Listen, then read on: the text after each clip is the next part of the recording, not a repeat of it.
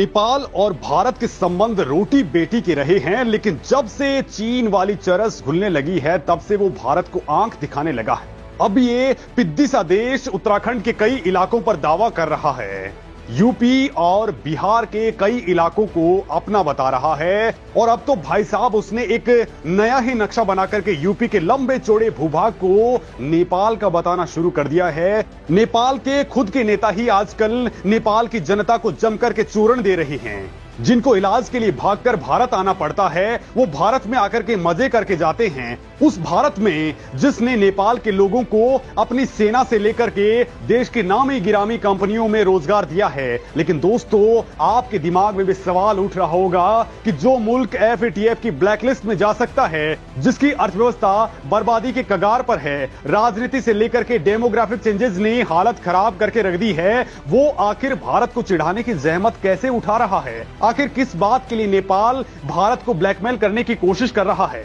वो भी तब जबकि भारत अगर नेपाल का ट्रेड केवल 3 दिन के लिए रोक दे तो उनके पास में डीजल और खाने पीने का पूरा सामान खत्म हो जाएगा।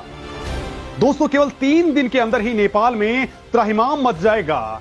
तो फिर दोस्तों, आखिर नेपाल को ये नई वाली चूल क्यों मची पड़ी है? क्यों नेपाल अपने ही पैरों पर कुल्हाड़ी मारने पर आमादा है? इस वीडियो में दोस्तों मैं आपको वो तमाम बातें बताने वाला हूं जिनकी इनसाइड स्टोरी आपने शायद कभी नहीं सुनी होगी कि नेपाल में आखिर ये पूरा का पूरा मामला क्यों सामने आ रहा है।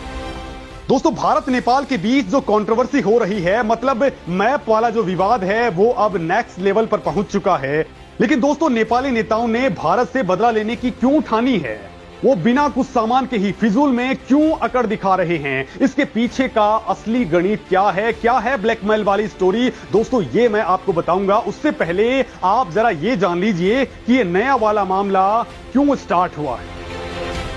दरअसल दोस्तों, जब से भारत ने अपनी नई पार्लियामेंट का इनॉग्रेशन किया है, इसके अंदर एक मोराल लगाया है जिसमें भारत के मैप को शो किया गया है। उसके अंदर अशोक एम्पायर के टाइम का मैप दिखाया गया है जिस पर भारत आज भी गर्व करता है। यानी दोस्तों, आज से 2000 साल पहले का मैप, जब ना तो नेपाल था, ना ही बांग्लादेश, ना ही भूटान और ना ही पाकिस्तान या फिर कोई और दूसरा देश, उस समय खाली अशोक एम्पायर था जिसका आर्ट वर्क भारत की संसद में लगा है।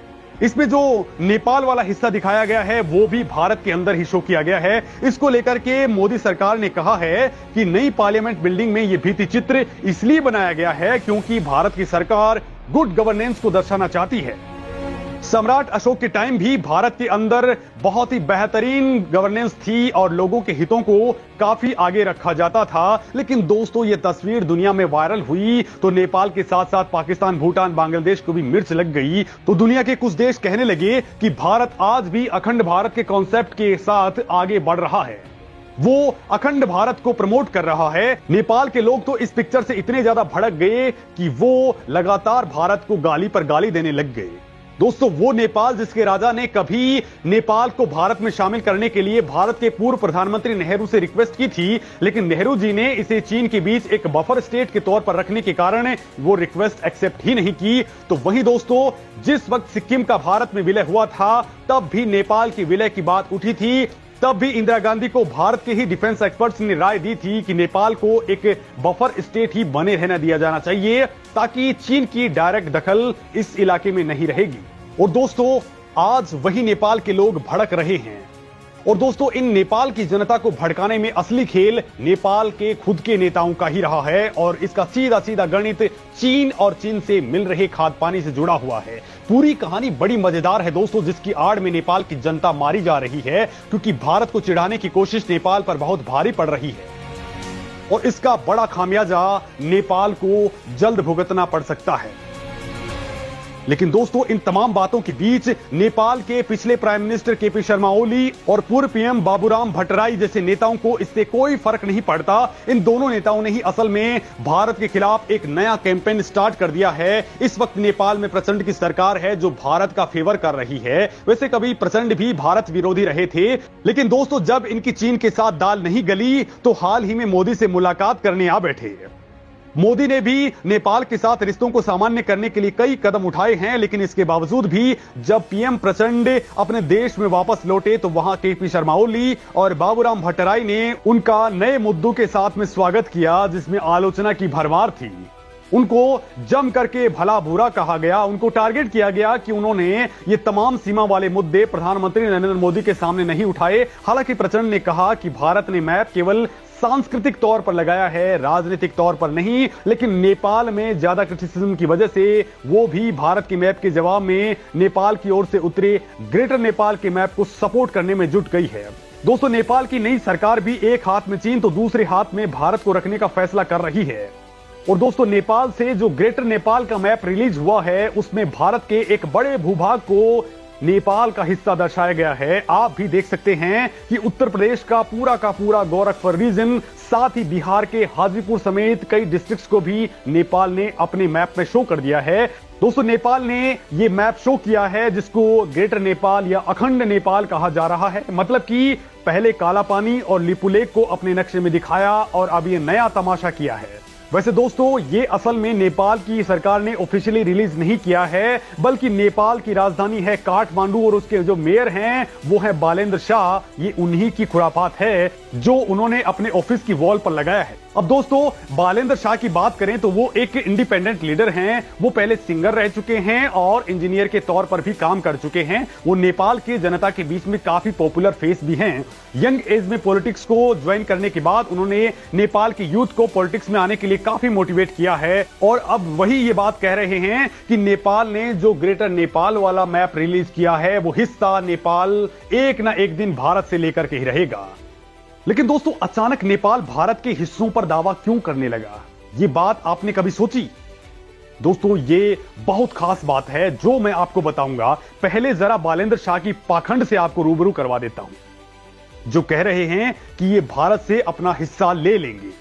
दोस्तों, पहली बात तो यह है कि ये भारत का हिस्सा है जिसको छीन लेना या उसको अपना लेना ये कोई मजाक नहीं है, कोई हलवा नहीं है। फिर भी ये दोस्तों ये बात मान लेते हैं कि ये भारत से हिस्सा ले लेंगे, लेकिन लेंगे कैसे?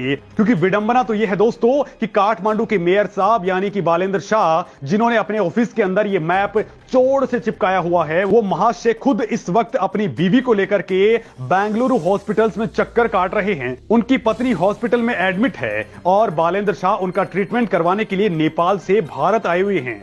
यानी उनको उनकी फैमिली का ट्रीटमेंट चाहिए होता है तो वो सबको भारत लेकर के आते हैं और भारत के बेहतरीन हॉस्पिटल्स में यहां आकर के अपना इलाज करवाते हैं। और दोस्तों, बदले में वो अपने नेपाल के लोगों को जमकर के चूर्ण बांटते हैं कि वो अखंड भारत और ग्रेटर नेपाल बना देंगे। दोस्तों, अजीब बात है कि नेपाली कांग्रेस भी इसको सपोर्ट कर रही है। वो कह रही है कि अगर भारत कोई नया मैप रिलीज कर सकता है तो नेपाल क्यों नहीं कर सकता। खैर दोस्तों, ये नेपाल की पॉलिटिक्स है जिसमें जियो पॉलिटिक्स का दिमाग बिल्कुल गायब है, लेकिन भारत इसके पीछे छुपी हुई असली रणनीति को जानता है, असली राजनीति को जानता है। दरअसल दोस्तों, नेपाल का पूरा ट्रेड भारत के कोलकाता और विशाखापट्टनम पोर्ट के जरिए होता है। कुछ बांग्लादेश के रास्ते भी नेपाल पहुंचता है, लेकिन बीच में भारत की जमीन पड़ती है। अब अगर भारत नेपाल का रास्ता रोक दे तो 3 दिन में नेपाल घुटनों पर आ सकता है, वहां त्रैमाम मच सकता है। लिहाजा नेपाल ऐसा रास्ता चाहता है जिससे वो बांग्लादेश होते हुए समंदर तक अपनी एंट्री को सुनिश्चित कर सके। और इसके लिए नेपाल ने चीन के तड़के के साथ अपना सो कॉल्ड जीनियस माइंड लगाया है कि भारत को रास्ता देने के लिए मजबूर कर दिया जाए। और इसकी शुरुआत होती है बांग्लादेश के साथ में। दोस्तों, बांग्लादेश के साथ में मोदी सरकार ने साल 2015 में सीमा विवाद को सुलझा लिया था। इस दौरान भारत ने कई जगह पर जमीन की अदला और बदली की, लेकिन यह पूरा का पूरा बॉर्डर डिस्प्यूट हमेशा के लिए खत्म कर दिया गया। अब दोस्तों, जब यह बात नेपाल को पता चली तो नेपाल भी कुछ ऐसा ही गेम सेट करने में लग गया, क्योंकि नेपाल जानता है कि वो एक लैंड लॉक्ड कंट्री है, यानी कि चारों ओर वो जमीन से घिरा हुआ है। एक तरफ उसकी चीन है तो दूसरी तरफ भारत है।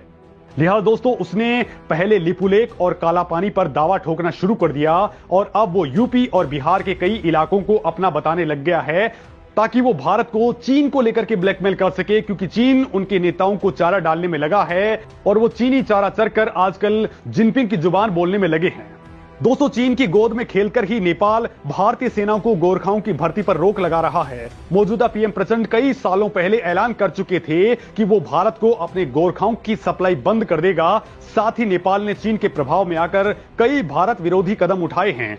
भारत और नेपाल के बीच इस समय कालापानी, लिपुलेख और लिम्पियाधुरा को लेकर के तगड़ा विवाद है और ये सभी इलाके अभी इंडिया के कंट्रोल में हैं और नेपाल इन पर अपना दावा जता रहा है। साल 2020 में चीन के इशारे पर नाचने वाले केपी शर्मा ओली ने इन इलाकों को नेपाल का हिस्सा बताते हुए नया मैप रिलीज किया था और इसके बाद दोस्तों दोनों देशों के रिश्ते रसातल में चले गए थे।